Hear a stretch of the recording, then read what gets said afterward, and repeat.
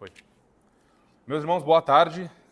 Graça e paz do nosso Senhor Jesus Cristo.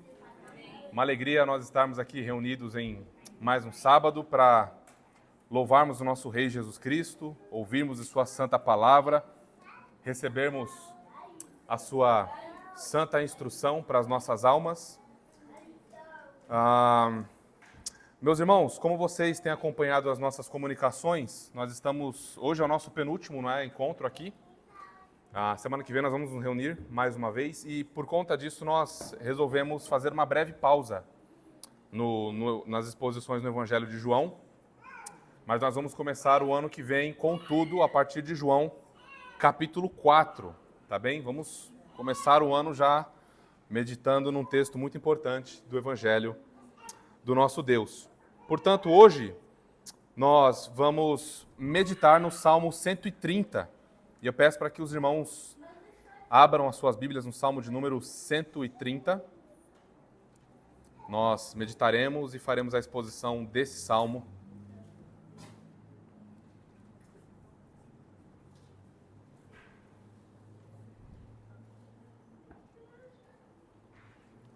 Salmo de número 130. Vamos fazer a leitura, meus irmãos, da palavra do nosso Deus.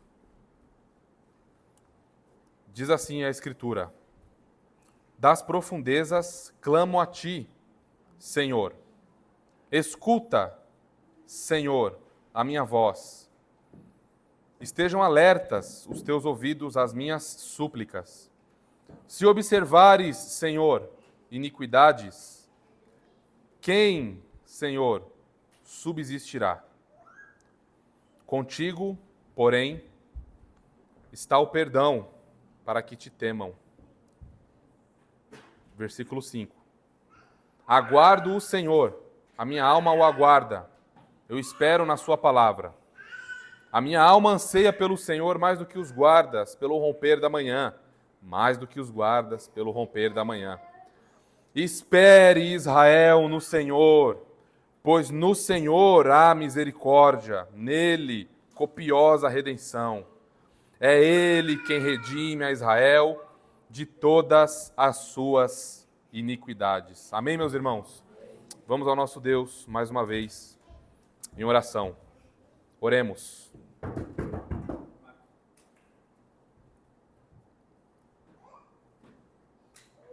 Pai Santo, nós, uma vez mais, louvamos o teu santo nome, nós te agradecemos pelo teu Filho, pela obra de redenção, de adoção, de justificação que recebemos nele somente pela graça. Ó Senhor, nós te louvamos pelo dom do teu Espírito que ilumina as nossas almas para vermos o teu Filho exaltado e glorioso. Nós te louvamos por abrir os nossos olhos para vermos os nossos pecados, o nosso horror, a nossa desgraça, Senhor, a nossa condenação, a tua ira. Nós te louvamos, pois o Senhor, ó Espírito, nos conduziu ao Filho, e nessa hora em que meditaremos, ó Trino Deus, na tua palavra, imploramos ao Senhor que nos dê graça iluminadora, para que possamos ver mais dos nossos pecados, para que possamos odiar mais o mundo, e que possamos amar mais o teu reino e apressar a tua vinda, Senhor. Nós te louvamos, e nessa hora, por favor, rasga os nossos corações através da exposição desse salmo. Que somente Cristo Jesus, ó Pai, somente o teu Filho, receba honra e glória, Senhor. Mantenha os nossos corações atentos, despertos, para que possamos, então, comer desse pão celestial, desse maná celestial que o Senhor separou para nós, nessa hora, através deste salmo. Nós oramos gratos em Jesus Cristo. Amém e amém. Meus irmãos, gostaria de pedir a vocês, se ainda não fizeram, coloque o celular no silencioso para que nós não percamos absolutamente nada e nem fiquemos distraídos com o celular, com rede social. Nós vivemos mergulhados em tela o tempo inteiro, não sei você, mas eu trabalho 8, 9, 10 horas de frente com o notebook e é a semana inteira assim, e ainda mais as telas dos celulares e etc. Então tomemos cuidado para que nós não sejamos arrebatados da bênção que o Senhor tem para nós por conta da nossa distração e irresponsabilidade nessa hora. Tá bem? Então deixe o celular aí guardado, se possível desligar, faça isso. O título desta mensagem, da porção que nós vamos expor, todo o Salmo, nós vamos trabalhar todo o Salmo, para vocês que gostam de anotar, é Clamando nas profundezas, cantando nas alturas. Clamando nas profundezas, cantando nas alturas. O príncipe dos pregadores, Charles Spurgeon, sobre esse salmo ele disse o seguinte: aquele que orar nas profundezas jamais naufragará nas profundezas. Aquele que clamar das profundezas logo cantará nas alturas. E eu gostaria de já fazer uma pergunta a você. Qual foi a última vez que você se viu em prantos, lamentando profundamente diante do Senhor em oração por causa dos seus pecados? Qual foi a última vez que isso aconteceu com você? Talvez você diga, isso aconteceu na ocasião da minha conversão. Quando o Senhor abriu os meus olhos e eu vi o tamanho da minha maldade, o tamanho da guerra que eu fazia contra o Senhor. Ali eu, mais ou menos como a experiência de John Bunyan, passei ali 6 meses, 1 ano, lamentando a minha maldade. Talvez você diga, isso aconteceu semana passada. Talvez isso aconteceu hoje, ontem. Eu não sei, mas como é que você responderia a essa pergunta? Qual foi a última vez que você se viu nas profundezas da tristeza, da amargura? E o que foi que você fez lá? O que aconteceu com você quando você se encontrou nas profundezas? Essa pergunta ela é muito importante porque ela introduz a experiência do salmista, que nós acabamos de ler. Ela introduz a experiência de alguém que, por causa dos seus pecados, está passando por uma experiência de profunda tristeza. Não é? E essa é a experiência que todo o ser humano passa, de alguma forma, mas que todo regenerado, todo aquele que nasceu de novo, passa. Tá bem? Então, só algumas palavras em título de contexto histórico e literário, antes da gente avançar para a exposição do Salmo, mas guarde essa pergunta com você. Qual foi a última vez que você se encontrou nas profundezas e você reconheceu o seu pecado diante do Senhor? Bom, esse Salmo 130, ele é um dos salmos penitenciais, não é? Você tem o Salmo 6, 25, 38, outros salmos que o salmista ele se encontra profundamente triste. É isso que marca, né, as características desses salmos penitenciais, é que o salmista se encontra profundamente triste. Mas não é qualquer tristeza que o salmista está desfrutando. Ele não está triste porque ele foi demitido do seu trabalho. Ele não está triste porque um relacionamento terminou. Ele não está triste porque ele não recebeu aquela promoção que ele tanto aguardava. Ele está triste porque ele quebrou a lei do Senhor. O salmista está triste porque ele quebrou a lei do seu Deus. Ele está experimentando uma tristeza profunda porque ele desagradou a Deus. Isso é o que marca. Essa é uma característica do salmo penitencial. Mas, ao mesmo tempo, nós vemos o salmista profundamente arrependido e confiante na graça de Deus. Esse salmo também ele é chamado de Cântico dos Degraus, ou Salmo de Romagem, aqueles salmos que vão do 120 ao 134. Esses salmos eles eram geralmente cantados pelos peregrinos quando eles iam subir para Israel, não é, para adorar a Deus em Jerusalém, para fazer os sacrifícios e etc. Esse Salmo 130 ele está na lista de um dos salmos favoritos de Calvino, Agostinho e Lutero. Por exemplo, Lutero, em uma ocasião de profunda tristeza em sua alma, ele disse o seguinte: venham, amigos, vamos cantar esse salmo das profundezas, o Salmo 130, para zombarmos do mal e afastarmos o diabo. Não é? Então, esse salmo na história da igreja ele é um salmo muito importante, não é? Os puritanos, por exemplo, os nossos pais teológicos, eles escreveram diversos comentários volumosos. Você vê Nesse salmo nós temos 8 versículos, mas nós temos comentários de mais de 300, 400 e 500 páginas só sobre esse salmo. Para citar um exemplo, John Owen, conhecido como o príncipe dos puritanos por conta da sua capacidade intelectual e piedade prática, foi um deles. Ele escreveu um comentário gigantesco do Salmo 130. Esse salmo ele foi escrito muito provavelmente, meus irmãos, depois daquele período de exílio. Vocês se lembram que o Reino do Sul ele foi exilado pela Babilônia em 586, o povo foi levado cativo, a cidade foi destruída e o povo, por sua desobediência, por ter quebrado a aliança com Deus, por ter sido infiel ao pacto que Deus fez com o povo passou 70 anos sofrendo por sua rebeldia, os julgamentos temporários de Deus. Portanto, esse salmo ele expressa bem a experiência de um verdadeiro crente. Não é a experiência de um ímpio. Não é a experiência de Judas, por exemplo. Esse salmo expressa a experiência de um verdadeiro crente quando ele comete pecado. Quando ele quebra a lei moral de Deus, resumida nos 10 mandamentos.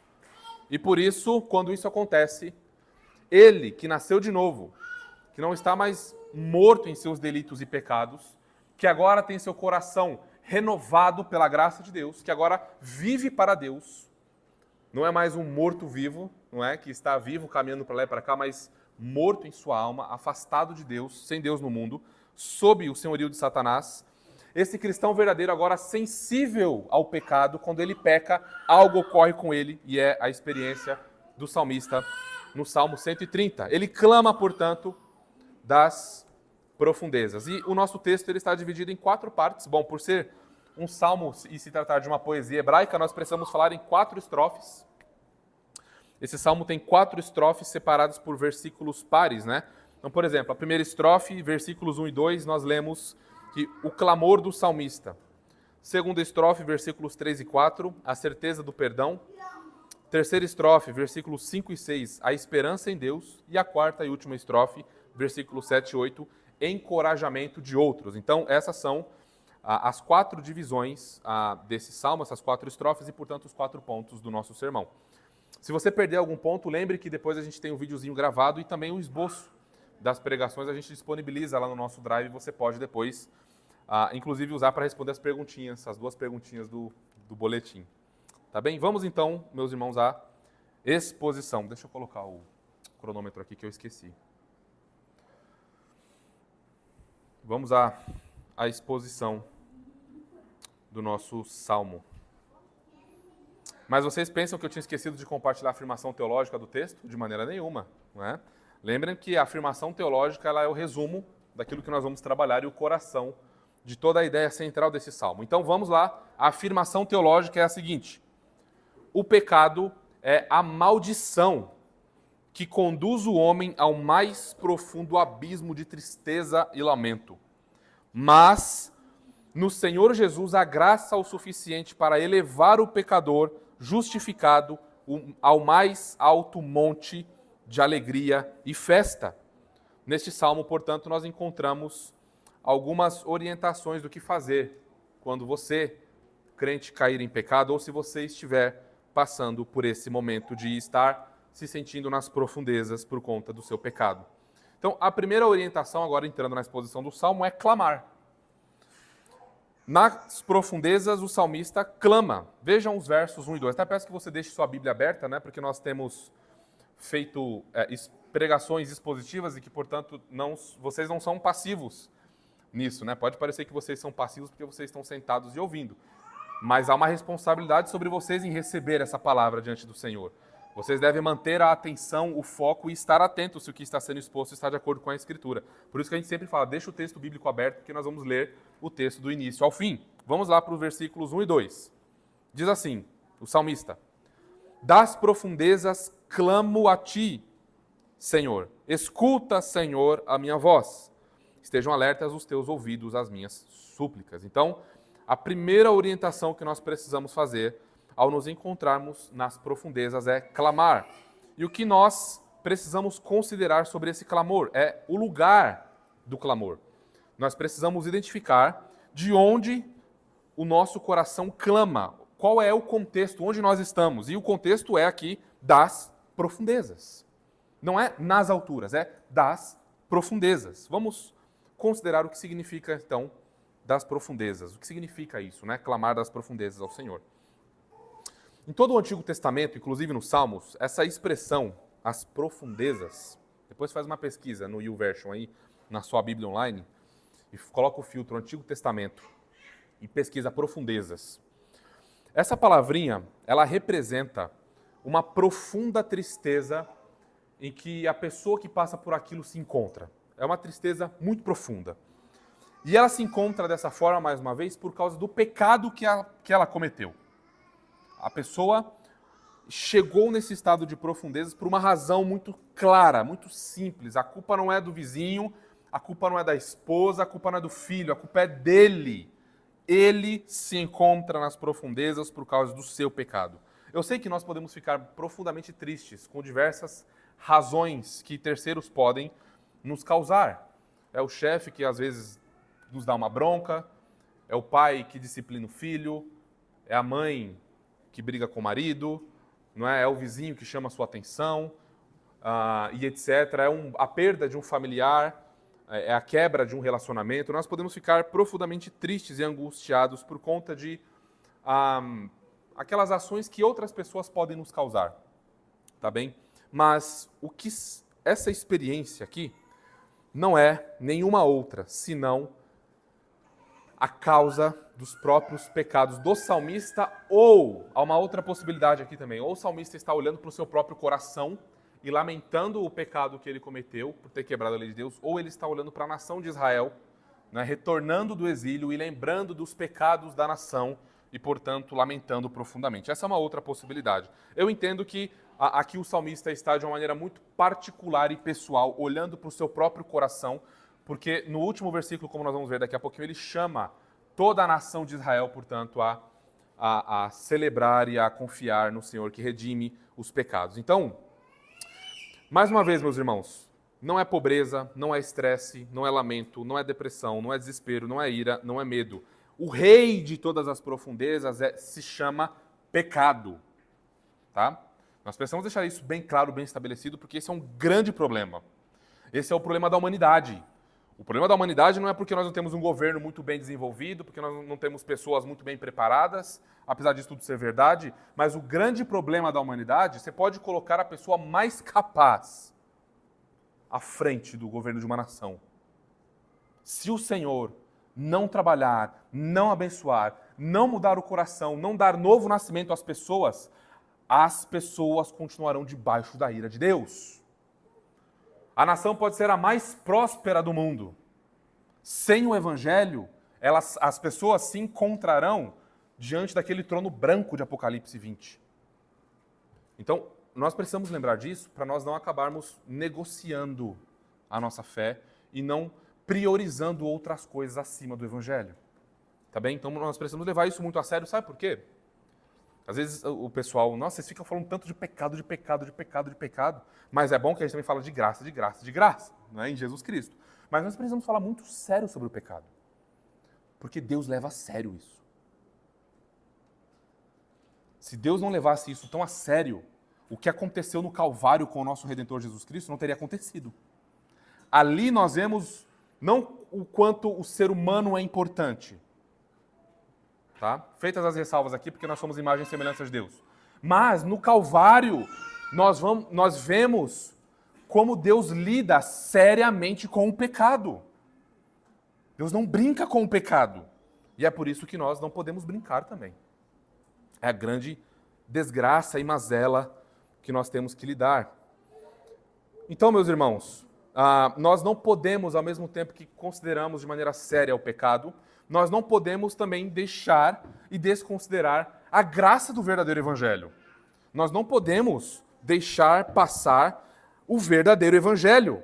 Nenhum mundo em que mais de não sei quantos bilhões de brasileiros se dizem crentes, e nós vemos a nação no estado deplorável que ela está, o que é que explica isso? O que explica isso é que nós temos um cristianismo água com açúcar. Por aí. Em que qualquer firmeza mais robusta de piedade é visto como legalismo. Então, é por isso que nós não podemos abrir mão do verdadeiro evangelho, porque é no verdadeiro evangelho que a lei virá, o ministro da lei, vamos colocar assim, né? O ministro chamado lei virá e apontará todos os nossos pecados e jogará, escancarará na nossa cara: você é isso, você é isso, você é isso. Você cometeu isso, isso, isso, isso, isso. A lei fará isso. E diante da lei, o que nós fazemos? É verdade. Ai de mim. Coitado de mim. Não há salvação para mim. Mas aí vem um outro ministro, chamado graça, e aponta a obra de Jesus Cristo em favor de pecadores. E mostra que Jesus Cristo cumpriu toda a lei, todo aquele rigor da lei, Jesus cumpriu. E agora esse pecador condenado em Jesus Cristo é declarado salvo, é declarado inocente. Por isso que nós não podemos brincar com isso. Por isso que nós precisamos levar isso muito a sério. O salmista entendeu sua situação, ele identificou onde estava o seu coração, nas profundezas da tristeza do pecado. Então notem, o lugar do clamor é importante, nós precisamos reconhecer a nossa condição. Qual é a sua condição diante de Deus? Se você estivesse hoje, agora, naquele grande dia do julgamento, onde você estaria? Jesus Cristo se levantaria como teu advogado ou ele viraria as costas para você e diria: apartem-se de mim, pois nunca vos conheci? Notem a experiência de Davi no Salmo 32. Ele experimentou um pouco dessas profundezas do seu pecado antes de confessá-lo. Vejam o que ele fala, Salmo 32, 3-5. Enquanto calei os meus pecados, envelheceram os meus ossos pelos meus constantes gemidos, todo dia, porque a tua mão pesava dia e noite sobre mim, e o meu vigor se tornou em sequidão de estio. Confessei-te o meu pecado, e a minha iniquidade não mais ocultei. Disse: confessarei ao Senhor as minhas transgressões, e tu perdoaste a iniquidade do meu pecado. Então, meus irmãos, nós não iniciamos nas profundezas. As profundezas é um estágio e um degrau muito abaixo. É como se fosse o sótão, sabe? Aquela região mais baixa da casa. Nós nos encontramos nas profundezas conforme nós vamos descendo.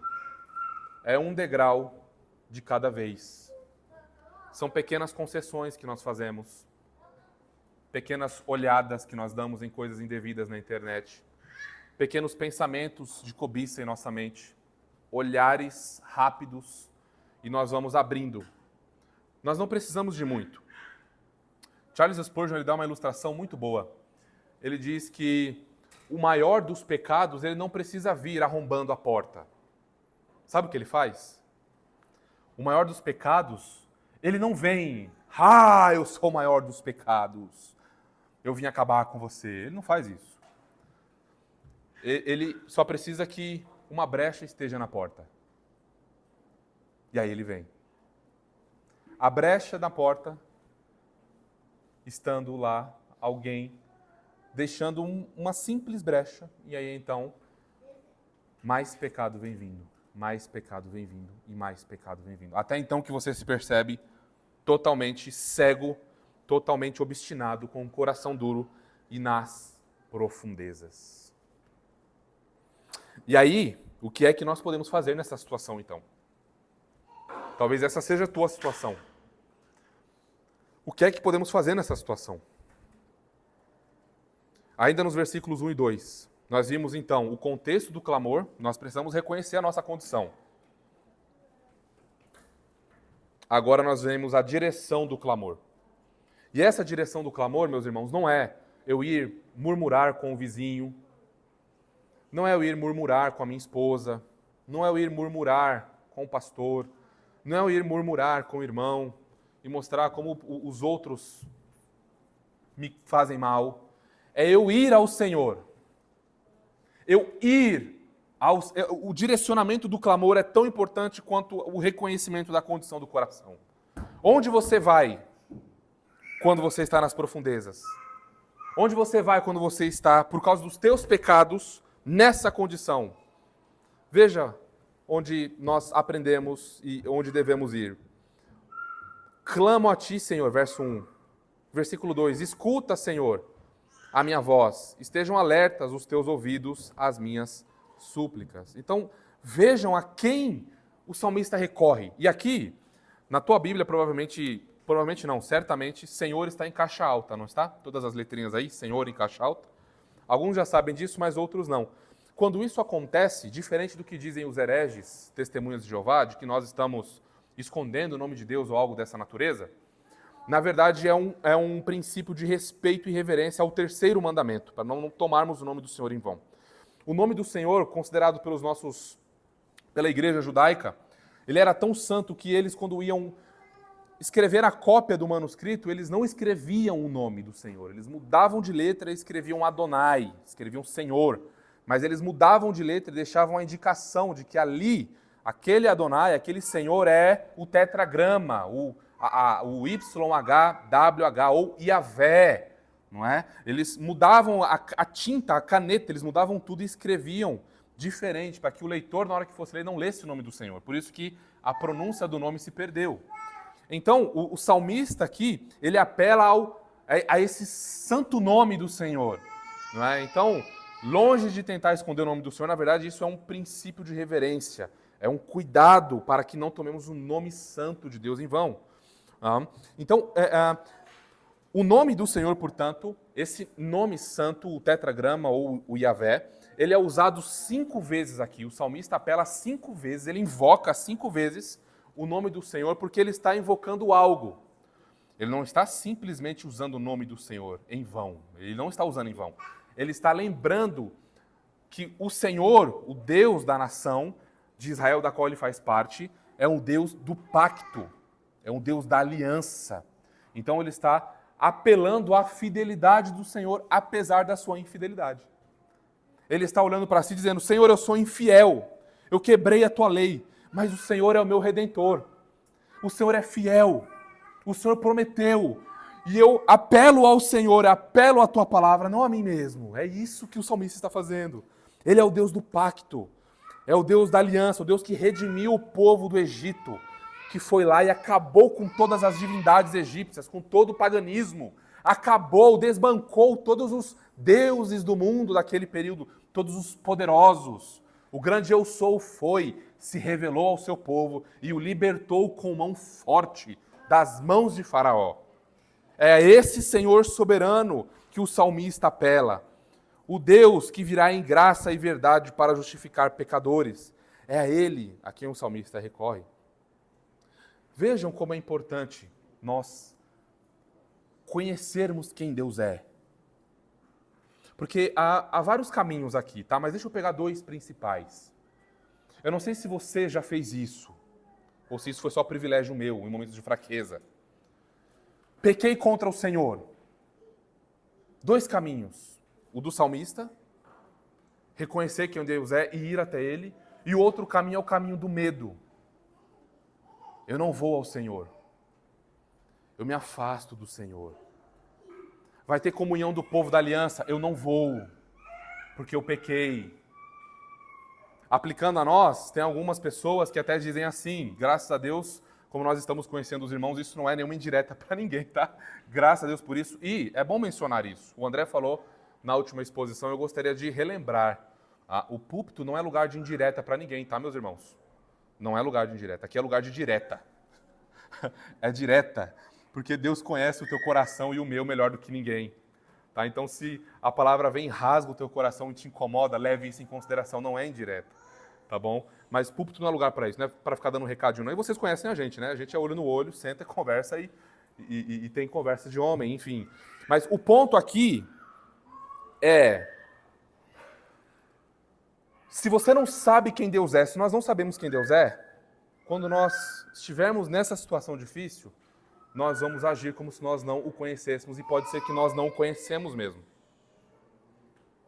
O salmista, apesar da sua condição de pecado, ele está ali, diante do Senhor, reconhecendo sua fragilidade e clamando o seu santo nome, invocando o Deus da aliança. Então, se nós não conhecemos a Deus, através da sua palavra, nós, nesta situação aqui, não vamos seguir o caminho bíblico que o Senhor deu a nós. Então, notem como a nossa oração, a nossa postura, a nossa peregrinação cristã, a forma como vivemos no mundo, ela está totalmente conectada com o nosso conhecimento de Deus. Totalmente conectada com o nosso conhecimento de Deus. A maneira como eu vivi a minha vida cristã essa semana expressa o conhecimento que eu tenho de Deus. Ou a maneira que eu deixei de viver nessa semana expressa o conhecimento que eu tenho de Deus. E aí surge inevitavelmente uma pergunta. Deus foi o público do teu coração e dos teus pensamentos e dos meus também, tá? Ó, irmãos, outra coisa. Às vezes a gente é muito incisivo em alguns pontos e às vezes dá a impressão de que a palavra não passou por nós. Não, tá? É muito pelo contrário. A gente foi arrebentado, trucidado, quebrado, moído, destroçado, encurralado, exposto.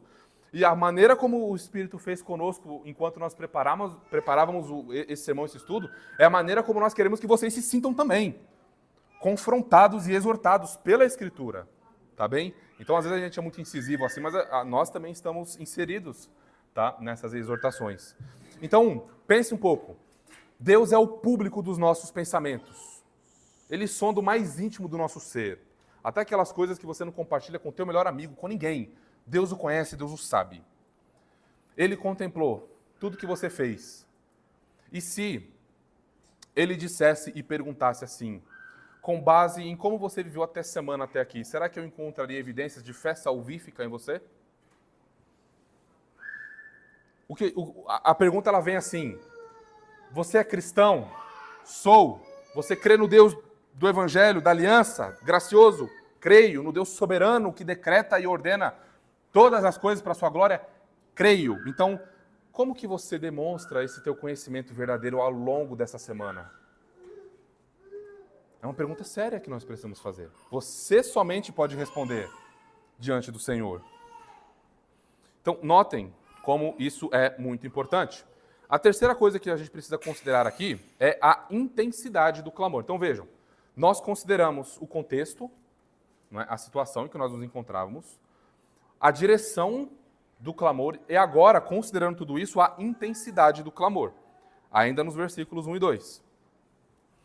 O salmista repetidamente diz, escuta a minha voz, estejam os teus ouvidos atentos às minhas súplicas. Meus irmãos, nós precisamos lembrar que nós estamos diante de uma poesia hebraica. Tá? É um texto poético. É palavra de Deus inspirada, mas tem um gênero literário distinto de uma epístola. Distinto de uma narrativa. Eu não posso ler uma poesia hebraica como eu leio uma epístola, uma carta de Paulo, por exemplo. Senão eu vou dizer que Deus é surdo. Tá? Ué, Deus, por exemplo, não é onipresente, não ouve todas as orações, não sabe tudo que está se passando na minha mente agora? Sabe. Então, o ponto aqui que o salmista quer destacar não é que Deus é surdo. O que o salmista quer destacar é que ele realmente entendeu a sua condição. Ele está desesperado. Senhor, age! Senhor, venha! Senhor, transforme! Muda meu coração, muda minha família, muda meu casamento, muda meu marido, muda minha esposa, muda, Senhor, o meu pecado, eu não aguento. É essa disposição de coração dele. Ele está desesperado. Por isso que ele está. Estejam alertas os teus ouvidos, Senhor, as minhas súplicas. Então, meus irmãos, o salmista não orou uma vez. Não foi assim, Senhor, eu pequei. Ai, que miserável que eu sou, Senhor, em nome de Jesus, amém. Não. Não. Essa oração não considerou a seriedade do pecado e da situação.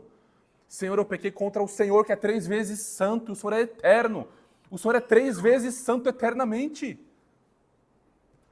Justo. Soberano. Tem todo o poder para me julgar e me condenar. Eu pequei contra o Senhor. Qual foi, meus irmãos, a última vez que nós nos desesperamos por causa da nossa infidelidade?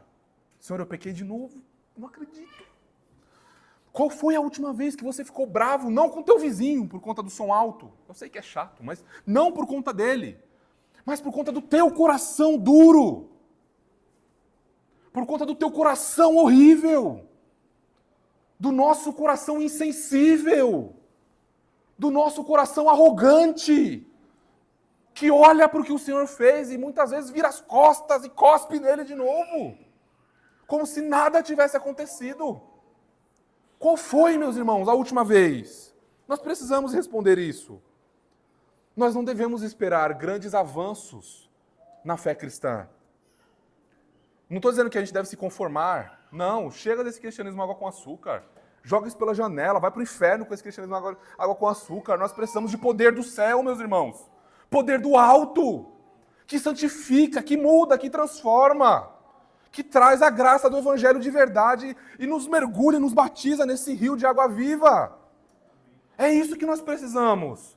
Como é que nós vamos virar o mundo de ponta cabeça, avançar o reino de Jesus Cristo, se a gente quer ficar sendo o docinho do mundo?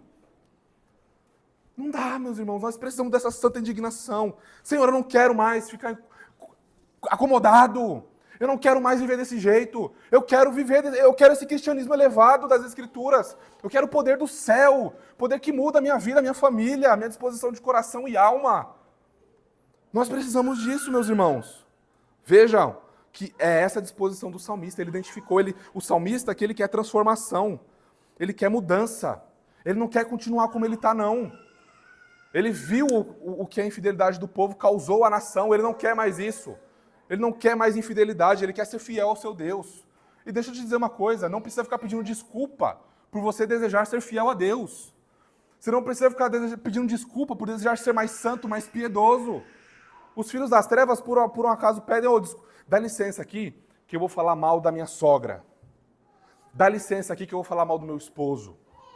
Dá licença aqui que eu vou falar um palavrão. Eles não pedem licença, os filhos das trevas não pedem licença.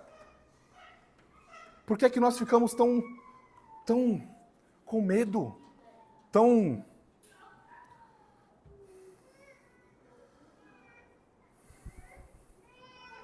Irmãos, nós precisamos de medidas extremas. Se nós realmente quisermos crescer, nós precisamos de medidas extremas. Você já conheceu alguém que tratou câncer tomando suco de laranja? Não, né? O tratamento é pesado, não é? O tratamento é intenso, não é? Os cabelos caem, as pessoas passam mal. Algumas até nem suportam de tão forte que é o tratamento, não é? Então, meus irmãos, nós precisamos de medidas extremas. Nós precisamos usar os meios de graça que Deus nos deu com sabedoria, com graça. Senhor, é verdade. Eu sou um miserável. Eu sou fraco. Mas eu sei que o Senhor vai cuidar de mim. Me ilumina com a Tua palavra.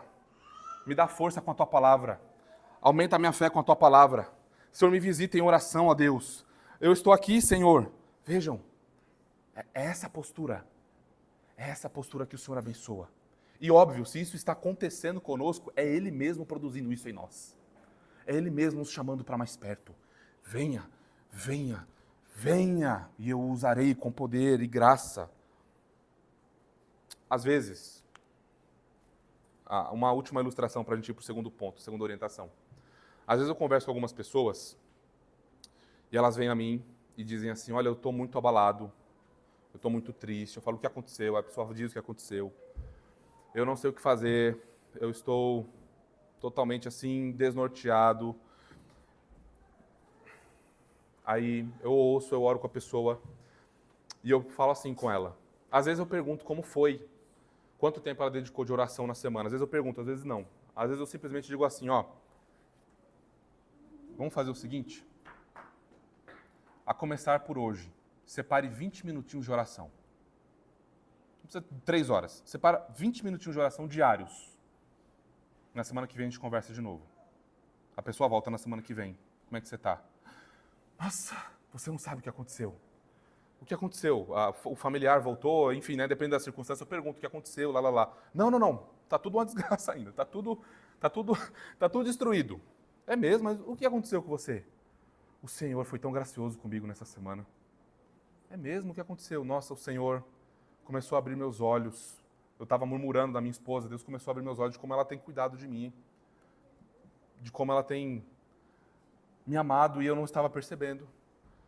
O meu salário, que não é muito, Deus começou a dar gratidão ao meu coração, porque apesar de tudo isso, tem muita gente, amigos meus, reclamando que está desempregado e eu, apesar de estar ganhando pouquinho, a gente ali apertadinho, mas a gente está vivendo bem.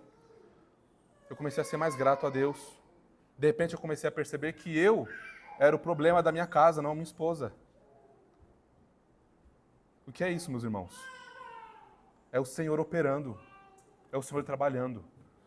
E nós precisamos crer porque esse é o nosso Deus.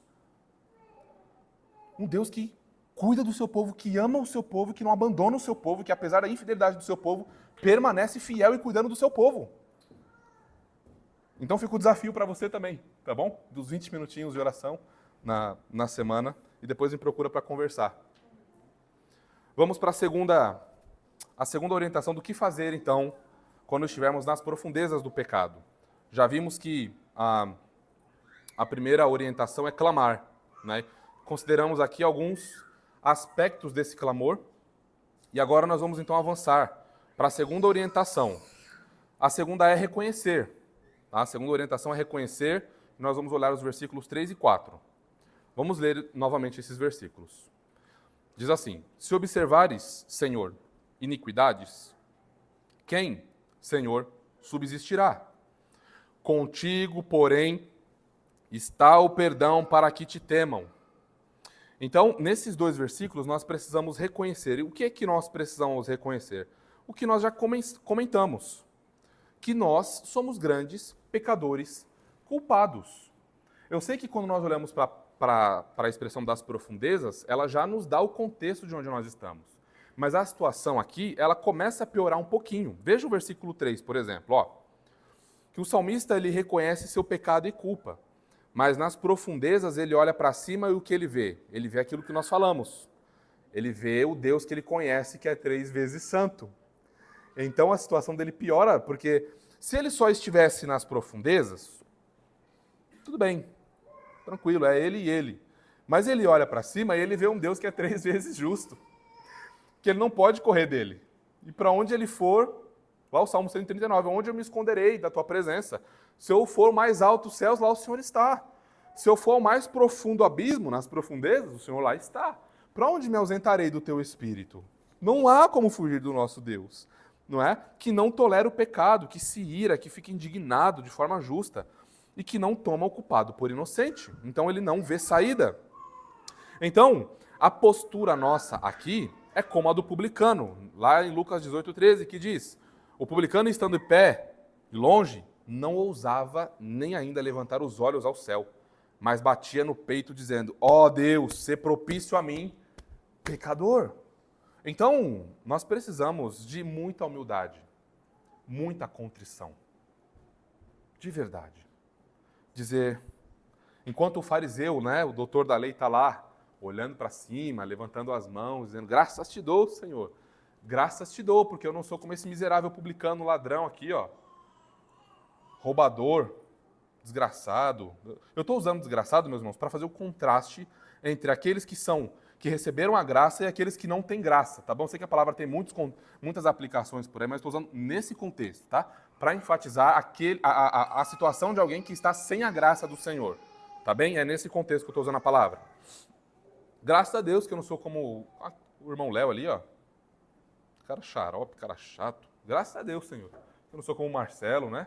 Essa barba de Esaú aí e tal. Ainda bem que eu não recebi uma barba dessa. Não é essa a postura. A postura nossa é: Senhor, eu sou pior do que aquele publicano. Eu sou o pior dos pecadores. Mas, Senhor, sê propício a mim. Sê propício a mim. E à medida que nós reconhecemos isso, notem como o conhecimento de Deus está completamente enraizado aqui. Eu reconheço que Deus é santo e que Ele é justo. Olha o versículo 3.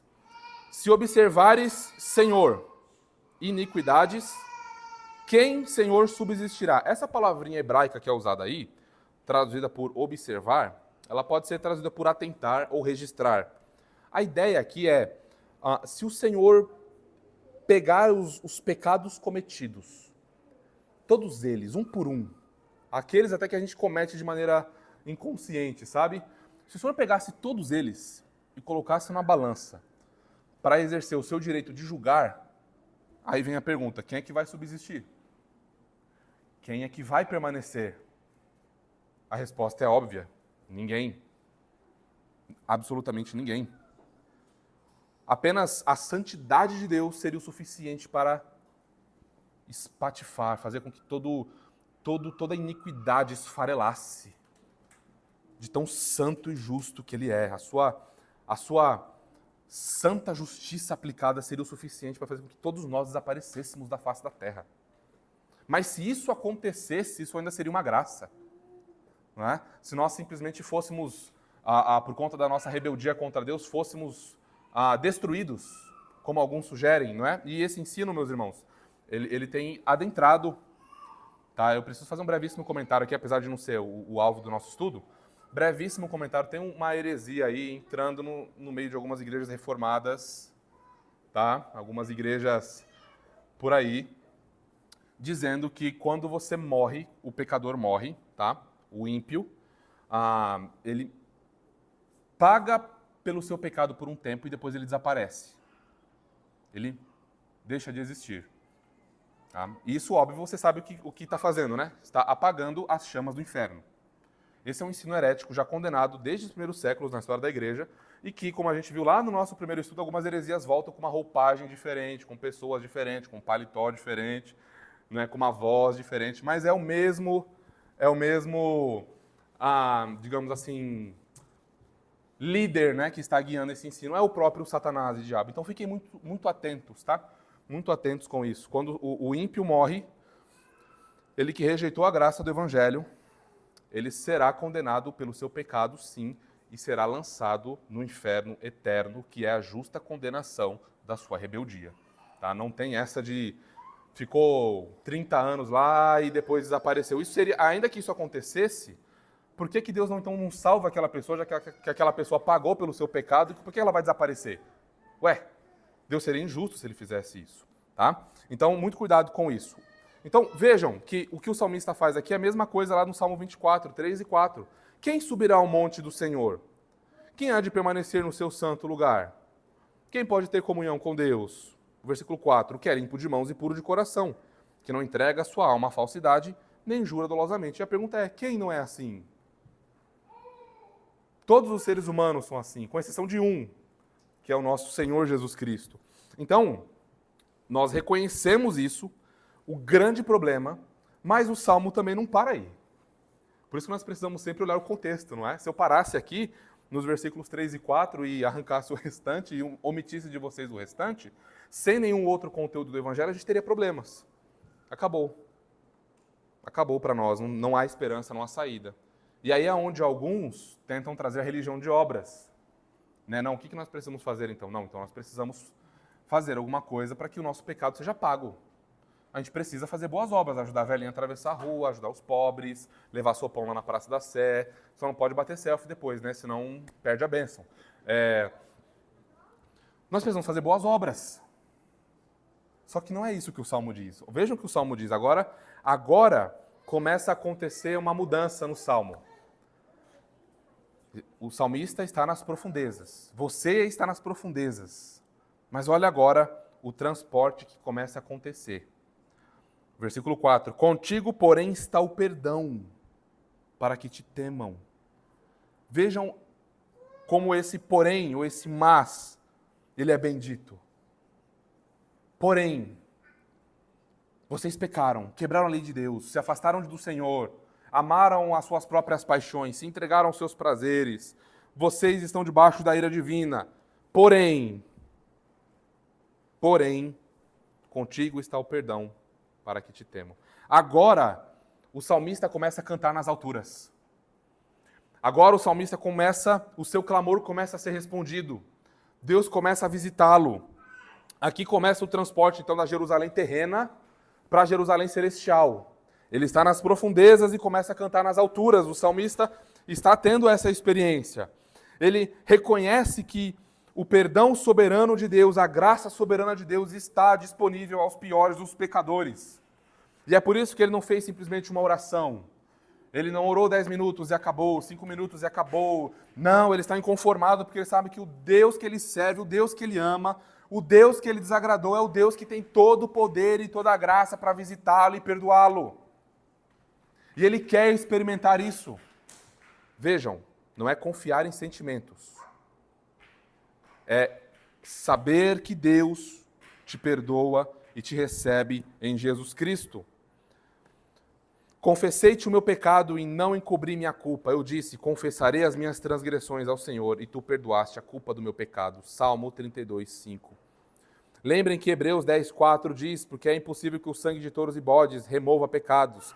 O salmista aqui ele está num contexto em que o culto a Deus é praticamente um sacrificar e expiar sangue. Sacrificar e expiar sangue, mostrando como Deus leva o pecado a sério. Na antiga aliança, os pecados eram, entre aspas, perdoados, mostrando de maneira tipológica, apontando para o sacrifício perfeito que é Jesus Cristo. Ele é o Cordeiro de Deus que tira o pecado do mundo. Então, nesse contexto da antiga aliança, quando o eleito olhava para aquele cordeiro sendo moído, para aquele sangue sendo aspergido, ele, pela fé, por atuação do Espírito e por graça soberana de Deus, ele via Jesus Cristo.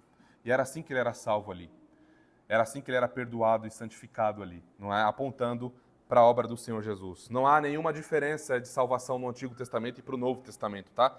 Nós temos no Antigo Testamento a promessa e nós temos no Novo Testamento a promessa executada. E aqui, a promessa está sendo administrada no Antigo Testamento por meio de promessas e profecias e tipos e sombras, não é? Como nós já aprendemos. Então, o salmista tem consciência disso. Ele sabe que no Senhor há graça o suficiente para santificá-lo e perdoá-lo. E é por isso que ele está lá. Por isso que ele está clamando. Por isso que ele não se contenta com a sua condição. Ele quer crescimento, ele quer o Senhor. Ele quer amar mais o Senhor, ele quer se doar mais o Senhor. E ele sabe disso. Então, vejam, meus irmãos, como nós não podemos desconsiderar o conhecimento de Deus. Nós precisamos usar todos os recursos necessários que nós temos para conhecermos a Deus, para sabermos quem Ele é. Para que, lembram daqueles dois caminhos? Eu pequei contra Deus, quebrei a lei de Deus, e agora?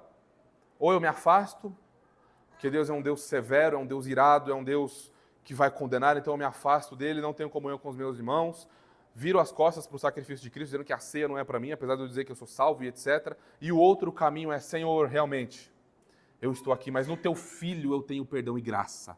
Eu confio no Teu Filho, e é por isso que eu estou aqui, Senhor, não por mim, não por minhas obras, não pelo meu desempenho espiritual, mas pelo Teu Filho, eu estou aqui.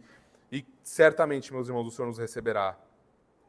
Vejam ainda que nós devemos considerar aqui que Deus deve ser temido, adorado, reverenciado.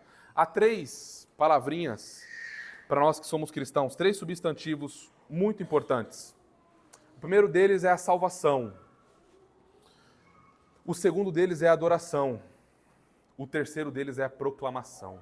Tudo isso nós estamos vendo nesse salmo e é o que nós veremos também em João capítulo 4 com a mulher samaritana daqui a algumas semanas. Deus nos salva. Veja o versículo 4. Contigo, porém, está o perdão para que te temam. E essa palavrinha hebraica, ela pode ser traduzida por todas essas palavras aqui, ó, temor, adorar, reverenciar. Então, é a graça que produz uma santa consideração por Deus e um temor de entristecê-lo. É a graça de Deus que faz isso no coração de um ser humano morto em seus pecados.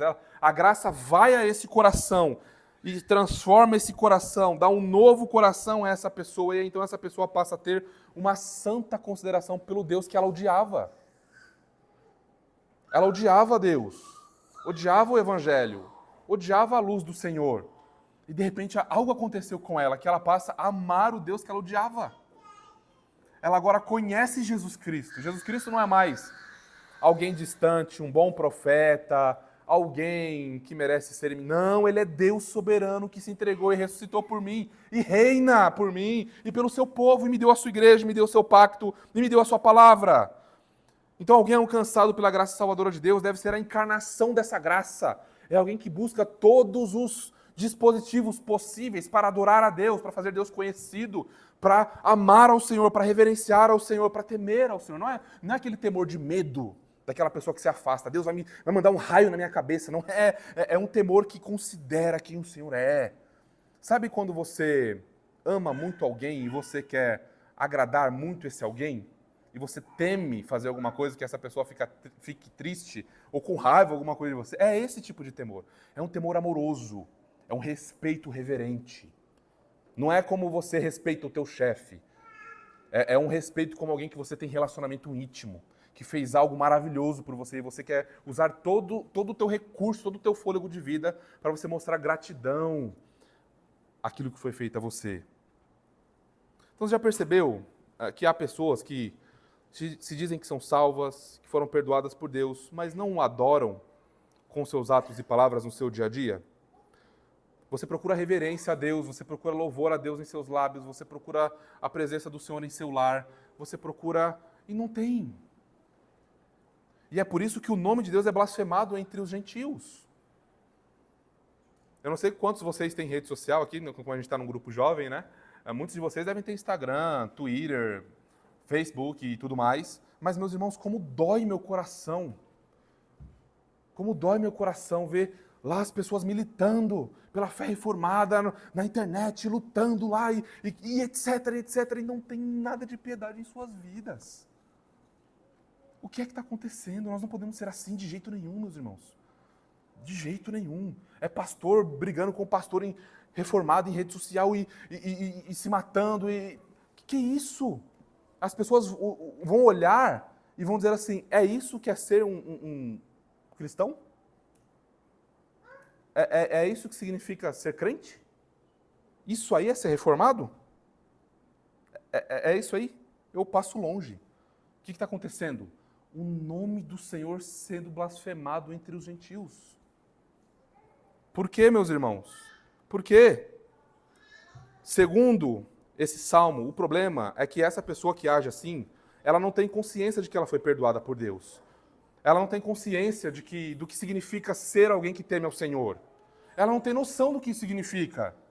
Lembra que nós falamos desse cristianismo água com açúcar? É exatamente isso. Meus irmãos, há uma grande responsabilidade sobre nós. Deus nos chamou, Deus nos salvou, portanto, nós devemos adorá-lo, devemos proclamá-lo, devemos liberar, louvar ao Senhor em nossos lares, abrir a nossa boca e dizer: há esperança para esse mundo caído, o Senhor transformou e salvou a minha vida, Ele pode salvar você também, pecador. Então, Stephen Charnock, puritano do século XVII, disse o seguinte, não deveríamos achar nenhum fascínio no pecado, algo que não possa ser sobrepujado por aquele amor encantador que borbulha em cada gota do sangue redentor. Poderíamos nós, com tão vívidas lembranças disso, pecar contra tanta ternura, compaixão, graça e as outras perfeições de Deus, as quais vindas da cruz de Jesus soam tão alto em nossos ouvidos? Poderíamos nós pensar no Senhor Jesus ali pendurado para nos livrar do inferno e, ainda assim, manter qualquer espírito que nos leve a andar naquele caminho que conduz àquele lugar? Em outras palavras, o Senhor Jesus Cristo morreu, se entregou naquele madeiro para nos salvar dos nossos pecados, para que nós não fôssemos condenados ao inferno eterno, para que nós não vivêssemos mais escravizados pelos nossos pecados e por Satanás, e ainda assim nós vamos agir, ter um estilo de vida que condiz com pessoas que estão indo para aquele lugar? Meus irmãos, não deve ser assim, porque o Salmo 32:1 diz: bem-aventurado aquele cuja iniquidade é perdoada. Como é feliz quem tem o seu pecado coberto. Como é feliz aquele que Jesus encontrou no caminho. Como é feliz aquele que bebeu da fonte da água da vida, daquele que foi justificado pela graça. Ele quer, e aí nós vamos para o próximo ponto, ele reconhece que Deus deve ser exaltado e adorado em todas as coisas. E lembrem que a adoração envolve 3 dimensões: adoração particular, familiar e pública no santo dia do Senhor, na santa convocação. E nós adoramos a Deus em nossa casa, e nós adoramos a Deus na nossa piedade particular, e adoramos a Deus com o povo da aliança, estando com a igreja do Senhor Jesus. Então, meus irmãos, nós fomos reconciliados com Deus.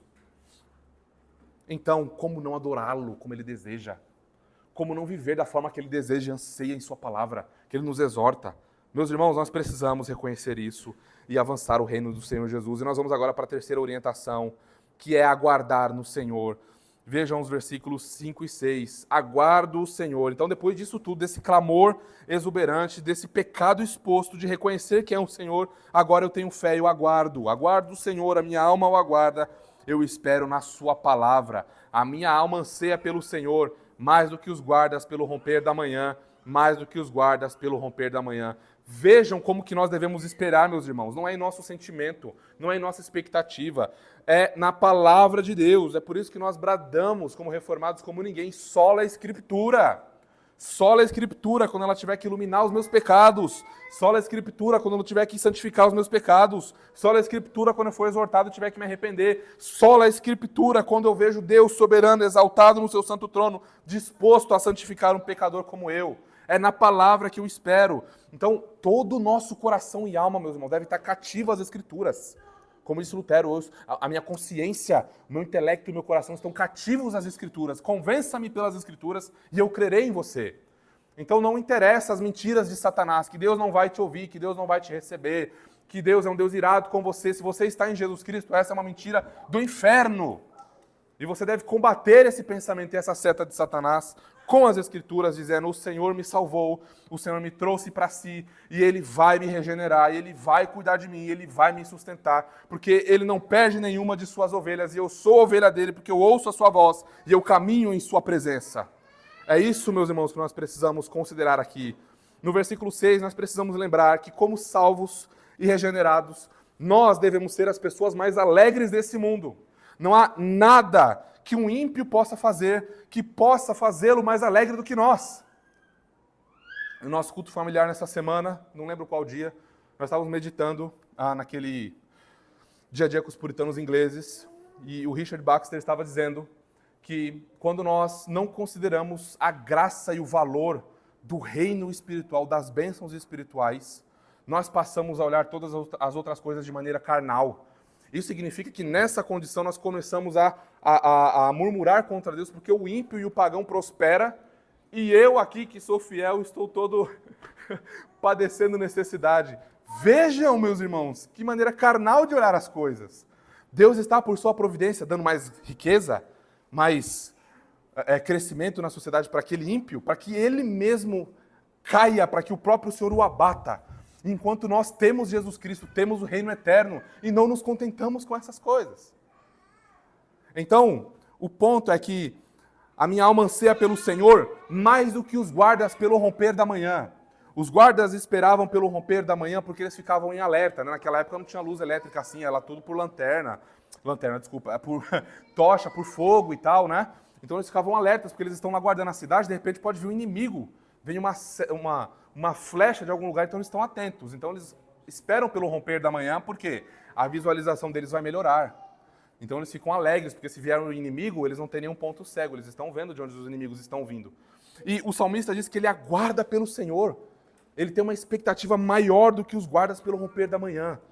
Então, qualquer que seja a alegria do ímpio, a nossa alegria em Cristo Jesus deve solapar qualquer alegria que ele possa ter. Porque nós fomos libertos, meus irmãos, nós fomos salvos dos nossos pecados. Não há império das trevas mais sobre nós. Ele nos libertou do império das trevas. Ele quebrou todas as algemas, ele acabou. Não há mais condenação para aqueles que estão em Cristo Jesus. Não há mais. Então como é que nós não vamos ter uma alegria maior do que aqueles que aguardam pelo romper da manhã? Sim, devemos ter uma alegria maior do que a deles.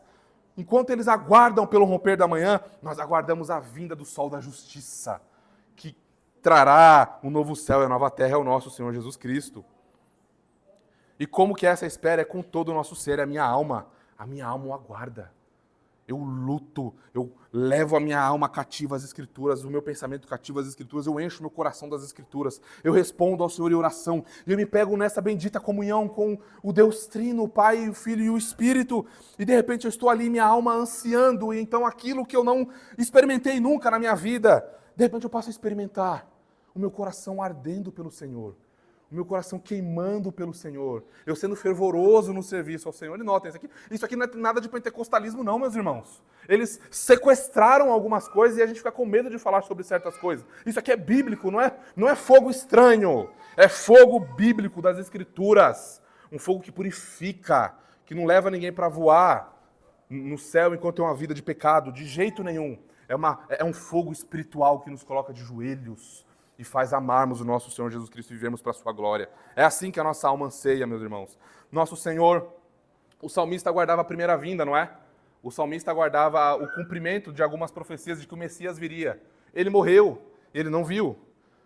Nós estamos quase na mesma situação que ele. Jesus Cristo já veio. Nós temos o Novo Testamento, nós temos a igreja, nós temos o pacto da graça. Mas o Senhor virá em sua segunda vinda. e nós estamos também aguardando. Então, se o salmista, debaixo de sombras e tipos e promessas, aguardava, nós que temos mais conteúdo revelacional do que ele, como é que nós deveríamos esperar, então? Como é que nós deveríamos nos entregar ao Senhor? De uma maneira muito mais profunda, meus irmãos. Muito mais alegre. E agora, caminhando para o final, nós vemos a quarta e última orientação. A quarta e última orientação é encorajar outros irmãos a terem a esperança no Senhor.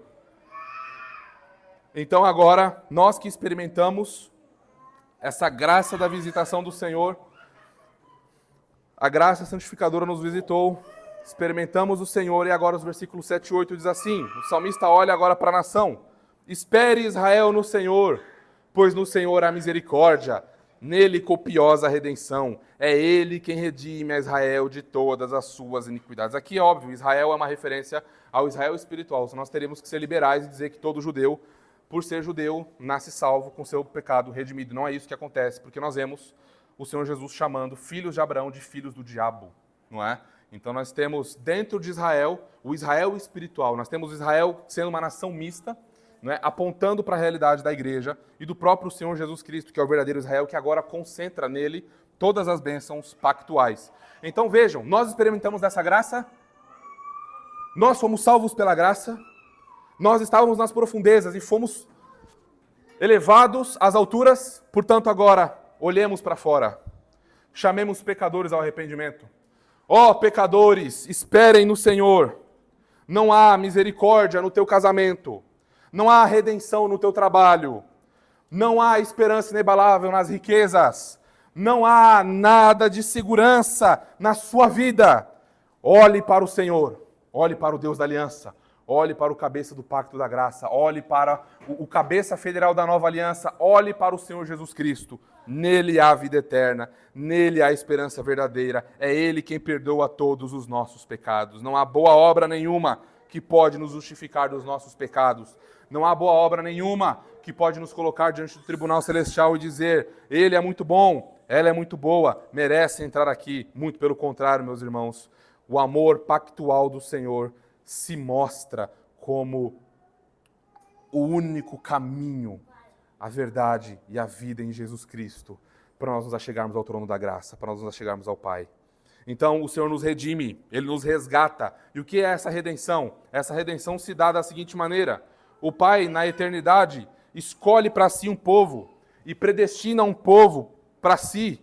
O Filho encarna, morre e ressuscita, ascende aos céus, é coroado na glória para perdoar, justificar, adotar e santificar pecadores. Como que se dá ainda mais essa redenção? O Espírito Santo aplica a obra de Jesus Cristo no seu povo, convencendo do pecado, da justiça e do juízo, e unindo o seu povo a Jesus Cristo pelo novo nascimento, e isso é expressado pelo santo batismo. Nele, o único Deus verdadeiro, o grande eu sou, há segurança e paz perfeitas. E é só por meio de Jesus Cristo, então, meus irmãos, que nós temos acesso ao trono da graça. Vamos às exortações finais. As exortações finais são: aqueles que, porventura, estejam entre nós, que não são crentes, eu queria chamar a sua atenção. Você que, porventura, não nasceu de novo e o seu coração diante das Escrituras testificam isso. Você pode até dizer: eu não estou nas profundezas da tristeza, eu estou muito bem e muito feliz. Eu quero trazer uma má notícia a você. E a má notícia a você é que você está nas profundezas do pecado. Você está morto em seus delitos e pecados. Você tem provocado a ira amorosa de Deus todos os dias com a sua soberba. E ao dizer que você não é tão pecador assim, você acumula mais ira e mais justiça sobre você. Se você continuar por esse caminho, é meu dever alertá-lo. O final da sua vida será separação total do Senhor no inferno eterno. E não há destruição, é o inferno eterno mesmo. Condenação a você. Essa é a má notícia que eu tenho para te dar. Mas há uma boa notícia, conforme nós vimos nesse salmo, que há um porém, que há um mas. E esse mas nos exorta, e exorta a você: arrependa-se, volte-se para Jesus Cristo, clame a Ele para que te perdoe, clame a Ele para que venha com sua mão poderosa de graça e te retire das profundezas do pecado. Só Ele tem força para fazer isso. Você não consegue. Eu não consigo. Ninguém pode fazer. Só Ele pode fazer. E a boa notícia é que isso é de graça. Não é pelas obras. Vá a Jesus Cristo agora, hoje. Esse é o chamado do Senhor a você. E a minha outra exortação é para os cristãos, para os crentes, que talvez estejam nas profundezas do pecado, que nessa peregrinação cristã de 10, 15, 25, 2, 3 anos, está triste, você está angustiado, você se sente fraco. Eu quero dizer a você, vá a Jesus Cristo, contemple-o pelos olhos da fé, na palavra, espere pelo Senhor na palavra, volte aos santos cultos, volte aos cultos familiares, use com sabedoria os meios de graça e o Senhor com certeza virá até você e fortalecerá você e santificará você e aumentará a sua fé. Lembre-se que seu Redentor também esteve sob lamento, sob tristeza, sem pecado, obviamente. Mas nele nós encontramos toda a força necessária e graça disponíveis para que nós possamos crescer em piedade e graça diante dele. Dessa forma, então, meus irmãos, acheguemo-nos, pois, ao trono da graça para recebermos graça e misericórdia. Amém? Vamos orar. Pai Santo, nós te damos graças pela tua palavra. Ó Senhor, te agradecemos por essa bendita revelação do Salmo 130. Nós te louvamos, Senhor, por não abandonar o seu povo, mesmo quando ele se encontra nas profundezas do pecado e do lamento. Ó Senhor, nós te louvamos, pois na nossa tristeza o Senhor é a nossa alegria, nas nossas trevas o Senhor é a nossa luz, nas profundezas o Senhor é as nossas alturas. Nós te louvamos, Senhor, nós te louvamos pela tua fidelidade. Nós te louvamos, ó Cristo, por ter nos amado e amado até o fim. E nós te louvamos porque o Senhor tem cuidado de nós, o Senhor tem nos chamado à santificação, o Senhor tem nos chamado à seriedade, o Senhor tem nos exortado, exposto os nossos pecados, mas ao mesmo tempo o Senhor tem nos curado dessas feridas e dessas mazelas. Ó Deus, nós te louvamos, Senhor, e rogamos a Ti que não nos deixe acomodados, Senhor, na situação espiritual em que nós encontramos.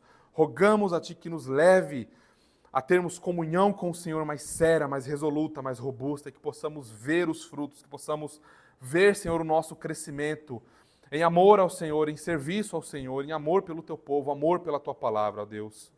Por favor, Senhor, faça isso, pois só o Senhor pode fazer, nós não podemos, não temos força o suficiente, nós não temos nada, Senhor, que possa nos abençoar espiritualmente. Só o Senhor, pelo Teu Espírito, pode fazer isso, e nós confiamos em Ti, esperamos pela Tua palavra, aguardamos pelo Senhor, mais do que os guardas pelo romper da manhã, mais do que os guardas pelo romper da manhã. Senhor, também rogamos a Ti por aqueles que ainda não foram salvos e que porventura estejam em nosso meio. Ó Deus, use essa palavra para convertê-los, salve-os de seus pecados, Senhor, visite-os com vida eterna, dê a eles um novo coração, uma nova disposição de alma para irem ao Teu Filho e se deleitarem no Teu Filho, Senhor. Por favor, ó Deus, faça isso e que o Teu reino avance entre nós. Ó Deus, colocamos diante do Senhor as nossas crianças, os nossos pequenos. Senhor, salve os nossos filhos, dê firmeza aos pais, nos cultos familiares, firmeza, Senhor, às esposas, aos maridos, para que o Evangelho esteja em nossas casas, para que as nossas crianças vejam o Evangelho lá e amem o Teu Filho lá, Senhor. Por favor, ó Deus, salve a próxima geração de crentes, salve os nossos filhos para que eles sejam fiéis soldados de Jesus Cristo no Teu santo reino. Ó Deus, muito obrigado. Muito obrigado. Nós oramos gratos em Jesus Cristo. Amém e amém.